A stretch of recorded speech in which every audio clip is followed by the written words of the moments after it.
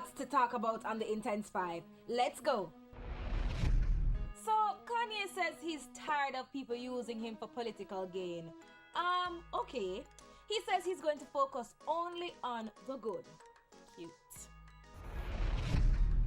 Spice's mixtape has dropped and it's doing really well. You know that song Moolah? The artist who sings it, Young Greatness, was shot and killed this week at a Waffle House. No motive yet. Ooh, Jano.